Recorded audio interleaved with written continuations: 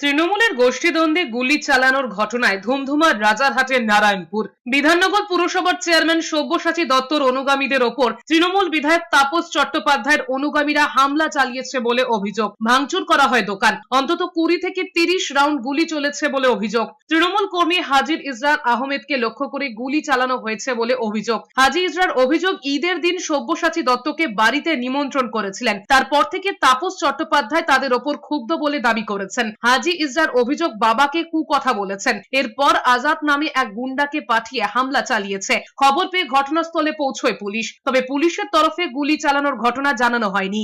ওদের কমসে কম 100 জন ছিল। পুরো পাড়া প্রতিবেশী থেকে জিজ্ঞেস করে নেন, দেখে নেন 4 রাউন্ড গুলি চলেছে।